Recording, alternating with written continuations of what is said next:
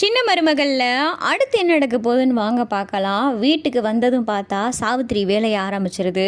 சாவித்திரிக்கும் தாமரைக்கும் சும்மா கடுகடுன்னு இருக்குது. இங்கே தமிழ்ச்செல்வி எல்லாரும் பார்த்தா தாங்குன்னு தாங்குறாங்க. எந்த வேலையும் பார்க்க வர்றதில்ல.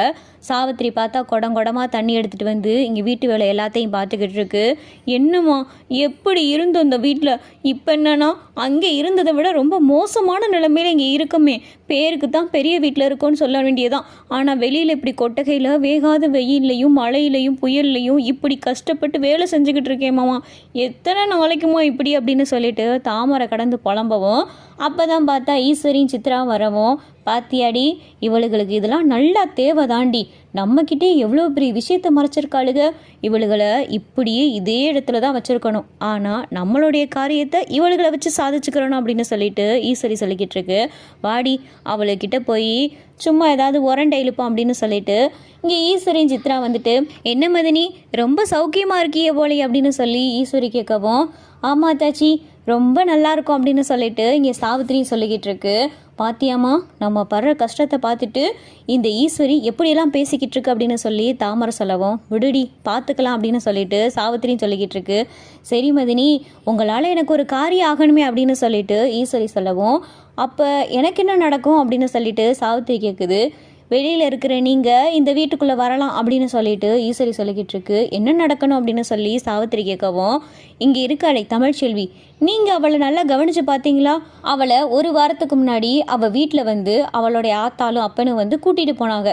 ஒரு வாரத்துக்கு அப்புறம் இங்கே வந்து பார்க்குறா வயிறெல்லாம் பெருசாக இருக்குது. ஒரு வாரம் போகிறதுக்கு முன்னாடி அவள் வயிறு மாசமாக இருக்கிற வயிறு மாதிரியே இல்லை.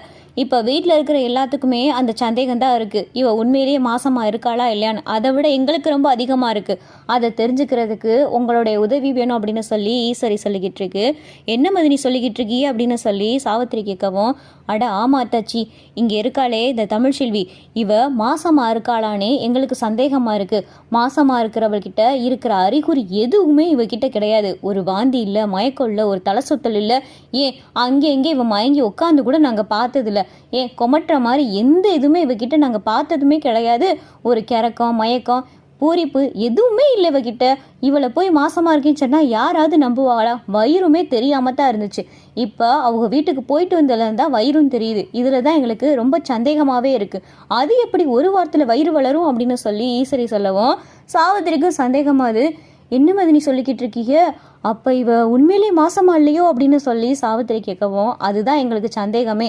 இவ மாசமா இருக்காளா இல்லையா? இவ மாசமா இருந்தானா ஒரு பிரச்சனை இல்லை. ஒருவேளை இவ மாசமா இல்லாமல் நம்ம வீட்டில் இருக்கிற எல்லார்கிட்டையும் பொய் சொல்லிக்கிட்டு இருந்தான்னு வைங்க, இப்போ வெளியில் இருக்கிற நீங்கள் வீட்டுக்குள்ளே வந்துடலாம். வீட்டுக்குள்ளே இருக்கிற அவளை ஒரே தடியாக அடித்து துரத்தியும் விட்டுலாம். நீங்கள் நினச்ச மாதிரி தாமரையை சேதுக்கு கட்டியும் வச்சிடலாம். நீங்கள் என்கிட்ட தாமரை இந்த மாதிரி சேதுக்கு கட்டி வைக்கிறேன்னு ஐடியா கேட்டிருந்தா நான் சொல்லாமல் இருந்திருக்க போகிறேன்.